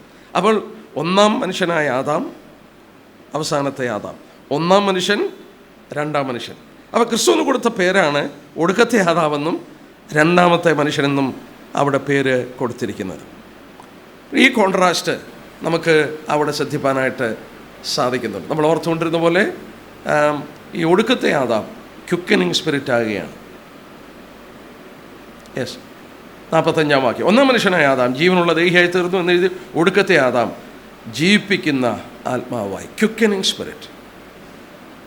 സ്പിരിറ്റ് നമ്മളെ ജീവിപ്പിക്കുന്ന ആത്മാവായി മാറി. റിസറക്ഷൻ്റെ കർത്താവ് പറഞ്ഞു യോഹന്നാൻ 14:19, ഞാൻ ജീവിക്കാൻ നിങ്ങളും ജീവിക്കുന്നു, ഞാൻ ജീവിക്കുന്നുണ്ട് നിങ്ങളും ജീവിക്കുന്നു.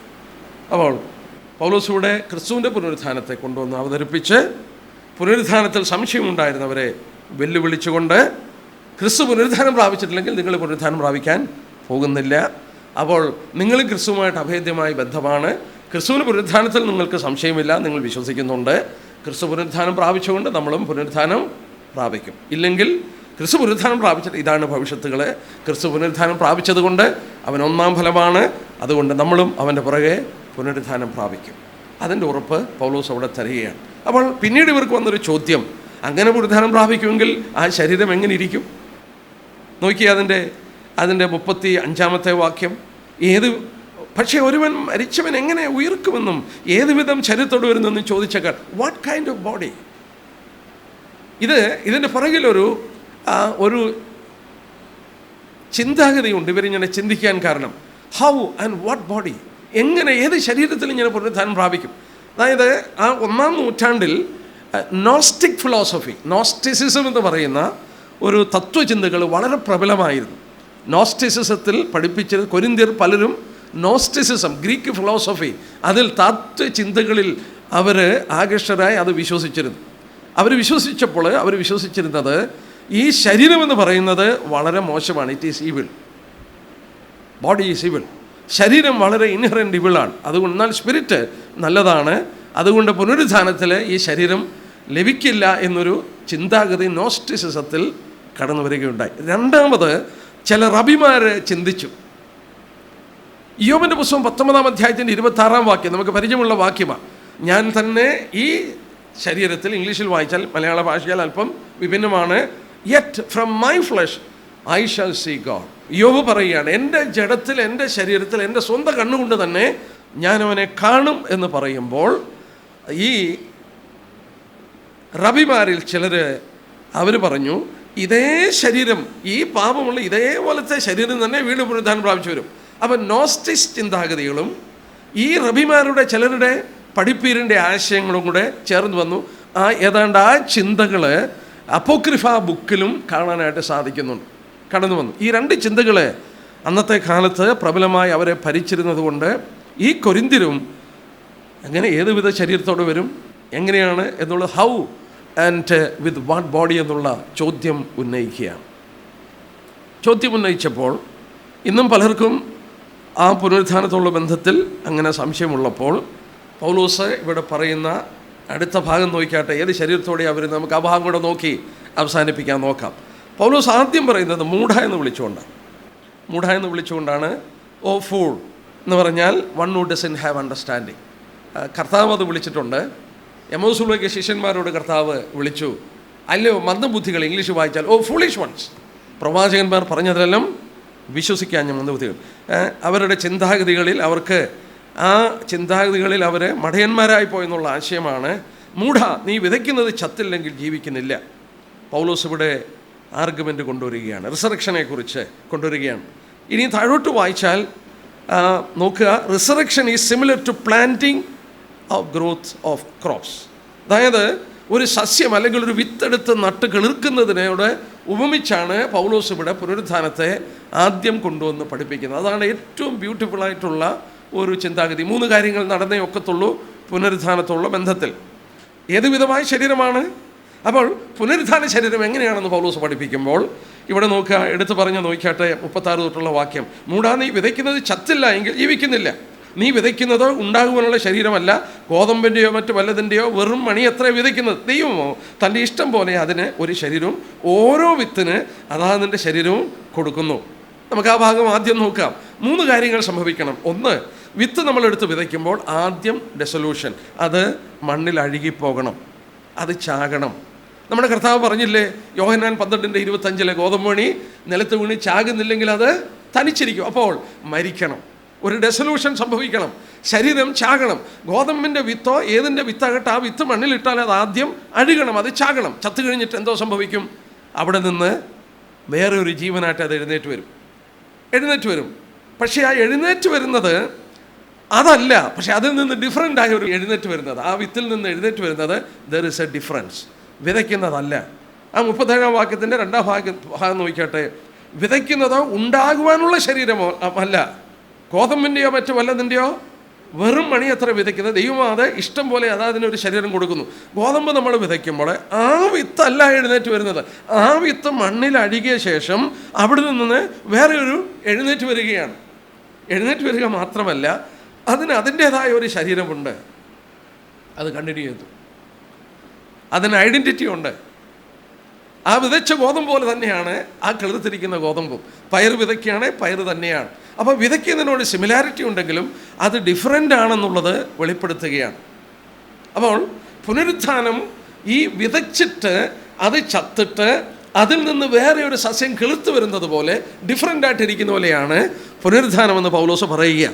ക്രിസ്ത്യ വിശ്വാസത്തിൽ നമ്മൾ ഈ ശരീരങ്ങളെ മണ്ണിനെ ഏൽപ്പിച്ചു കൊടുക്കുന്നതിൻ്റെ ഒരു കാരണം നമുക്കൊരു പുനരുത്ഥാനമുണ്ടെന്നുള്ളത് കൊണ്ടാണ്. നമ്മൾ ആ ശരീരം അങ്ങ് ദഹിപ്പിച്ചില്ലാതാക്കുകയല്ല, ദഹിപ്പിച്ചാലും പ്രശ്നമില്ല, അത് വീണ്ടും എഴുന്നേറ്റ് വരും. എന്നാൽ നമ്മുടെ ആ വിശ്വാസത്തിൻ്റെ ഒരു പ്രകടനമാണ് മണ്ണ് കൊണ്ടുള്ളവരെ മണ്ണിലേക്ക് തിരിച്ച് ഏൽപ്പിക്കുകയാണ്.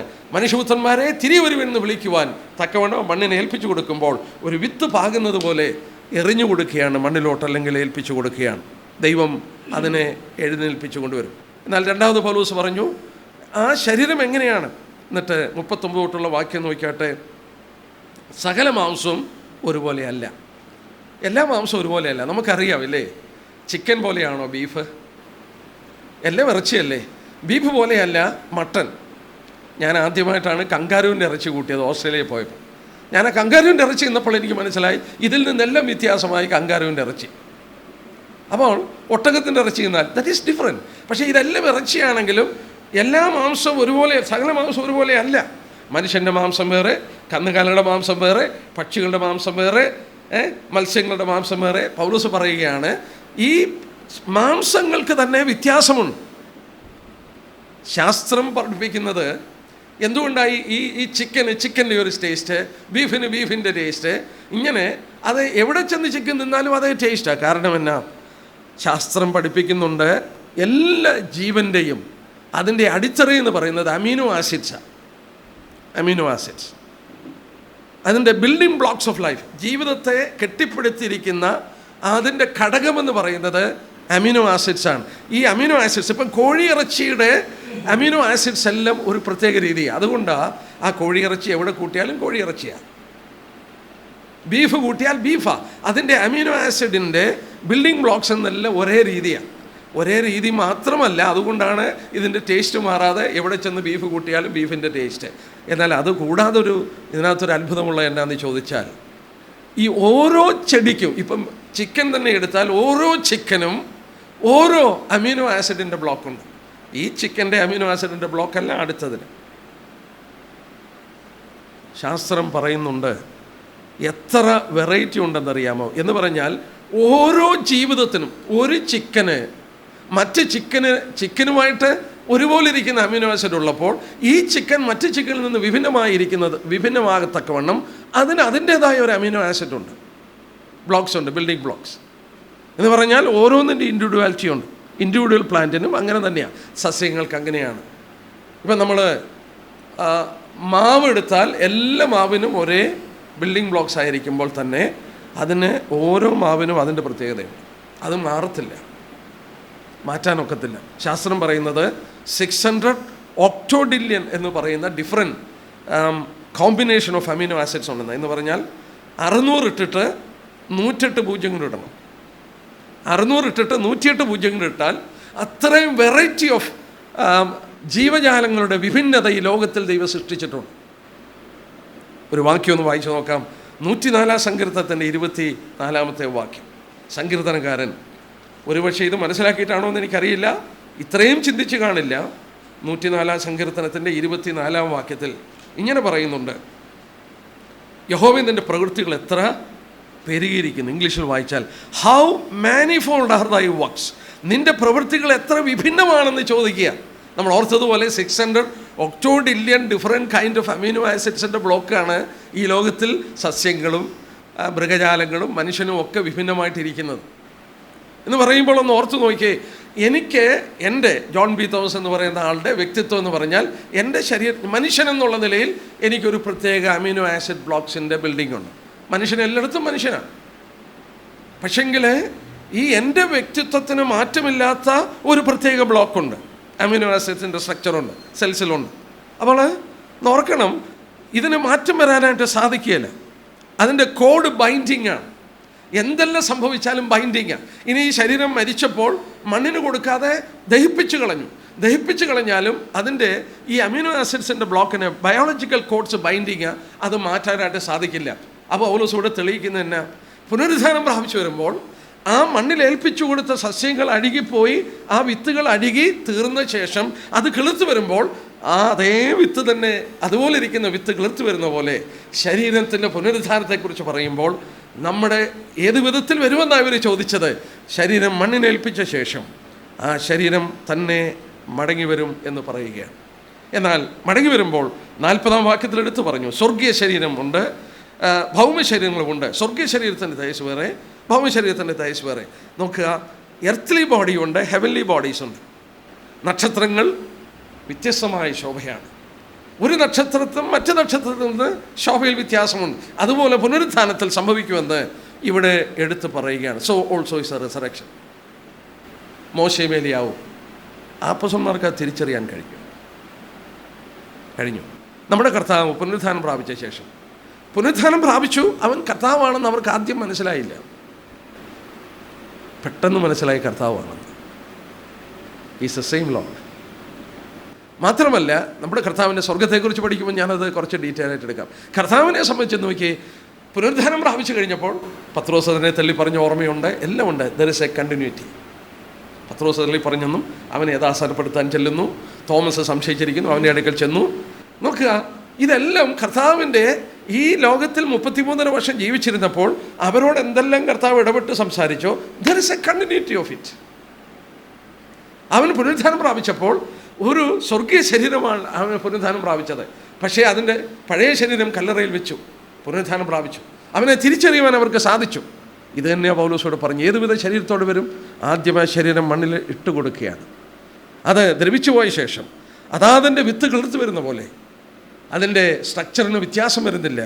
നമ്മൾ ഓർത്തതുപോലെ അമിനോ ആസിഡ്സിൻ്റെ ബ്ലോക്ക് ലൈഫിൻ്റെ ബേസിക് സെൽസിൽ അടങ്ങിയിരിക്കുമ്പോൾ അതിന് മാറ്റം വരാത്തതുപോലെ ആ വ്യക്തിത്വത്തിന് മാറ്റമില്ലാതെ നമ്മൾ വേറെ ഒരു സ്വർഗീയ ശരീരമായിട്ട് എഴുന്നേറ്റ് വരുമ്പോൾ അത് മുന്നോട്ട് പോവുകയാണ്, കണ്ടിന്യൂ ചെയ്യുകയാണ്, മനസ്സിലാക്കാൻ സാധിക്കും. ഇനിയും എങ്ങനെയാണ് ഈ പുനരുത്ഥാന ശരീരം ഇരിക്കുന്നത് നോക്കിയാട്ടെ. പുനരുത്ഥാന ശരീരം എങ്ങനെ ഇരിക്കും? പൗലോസ് ഇവിടെ ഏതാണ്ട് 42 തൊട്ടുള്ള വാക്യം നോക്കിയാട്ടെ. 4 കോൺട്രാസ്റ്റ് കൊണ്ടുവരുന്നു. 42 തൊട്ടുള്ള വാക്യം, 42 തൊട്ടുള്ള വാക്യം. മനുഷ്യരുടെ പുനരുത്ഥാനം ഔണ്ണ ദ്രവത്വത്തിൽ വിതയ്ക്കപ്പെടുന്നു, അദ്രവത്വത്തിൽ ഉയർക്കുന്നു. 2, അപമാനത്തിൽ വിതയ്ക്കപ്പെടുന്നു, തേജസ്സിൽ ഉയർക്കുന്നു. 3, ബലഹീനതയിൽ വിതയ്ക്കപ്പെടുന്നു, ശക്തിയിൽ ഉയർക്കുന്നു. 4, പ്രാകൃത ശരീരം വിതയ്ക്കപ്പെടുന്നു, ആത്മീയ ശരീരം ഉയർക്കുന്നു. പ്രാകൃത ശരീരം ഉണ്ടെങ്കിൽ ആത്മീയ ശരീരം ഉണ്ട്. അപ്പോൾ 4 കൂട്ടം കാര്യങ്ങൾ വ്യത്യാസം പറയുകയാണ്. എങ്ങനെയാണ് പുനരുത്ഥാന ശരീരം എന്നുള്ളത് ഓർപ്പിക്കുകയാണ്. ഒന്നാമത് പറഞ്ഞാൽ എന്താ? ദ്രവത്വത്തിൽ വിതയ്ക്കപ്പെടുന്നു, അദ്രവത്വത്തിൽ ഉയർക്കുന്നു. ഇൻ കറപ്ഷനിൽ വിതയ്ക്കപ്പെടുന്നു, അല്ലെങ്കിൽ പെരിഷബിളായിട്ട് വിതയ്ക്കപ്പെടുന്നു, ഇൻകറപ്റ്റബിളായിട്ട് പുനരുത്ഥാനം പ്രാപിക്കുന്നു. ദ്രവത്വം. റോമലേഖനം 8:18 തൊട്ട് എന്താ വായിക്കുന്നത്? സകല സൃഷ്ടിയും ദ്രവത്വത്തിൽ. വാക്യം ഒന്ന് വായിച്ചു നോക്കാം. All creation. റോമലേഖനം 8-ാം അധ്യായം അതിൻ്റെ 18-20 വാക്യം. 8-ാം അധ്യായത്തിൻ്റെ 18-20 വാക്യം. നമ്മിൽ വെളിപ്പെടുവാനുള്ള തേജസ് വിചാരിച്ചാൽ ഈ കാലങ്ങളിലെ കഷ്ടങ്ങൾ സാരമില്ല എന്ന് ഞാൻ എണ്ണുന്നു. സൃഷ്ടി ദൈവപുത്രന്മാർ വെളിപ്പാടിനെ ആകാംക്ഷയോടെ കാത്തിരിക്കുന്നു.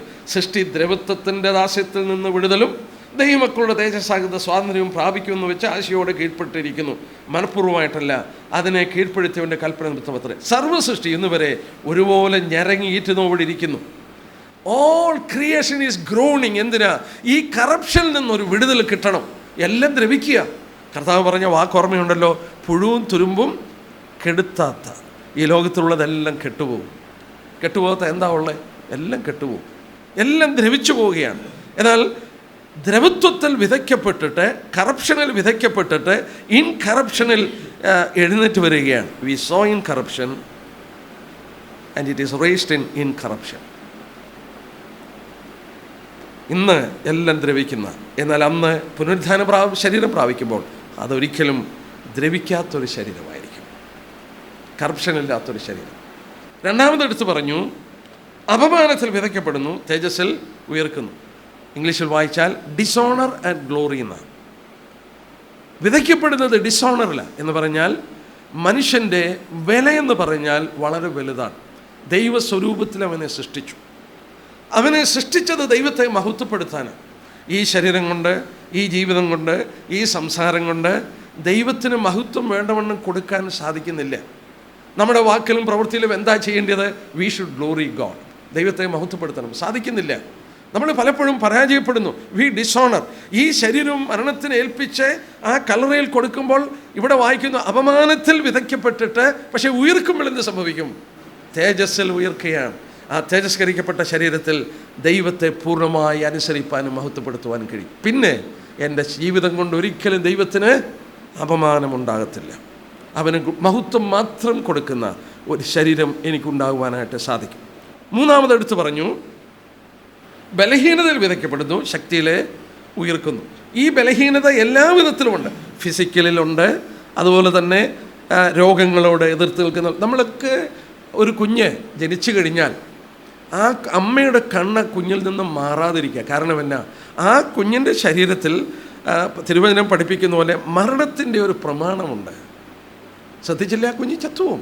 എങ്ങോട്ടേലും പോയാൽ മതി, മരിച്ചു പോകും. അവനെ സൂക്ഷിക്കുകയാണ്, അവൻ്റെ നടപ്പും കിടപ്പും എല്ലാം ശ്രദ്ധിക്കുകയാണ്. കാരണം മരണത്തിൻ്റെ പ്രമാണമുണ്ട്. അവൻ്റെ ശരീരം വീക്കാണ്. ഈ ശരീരം വീക്കാണ്. നമ്മൾ ഓർത്ത പോലെ നമുക്ക് രോഗം കടന്നു വരാം. രോഗങ്ങൾ കടന്നു വരുമ്പോൾ അതിനെ എതിർക്കാനായിട്ട് നമുക്ക് പ്രാപ്തിയില്ല.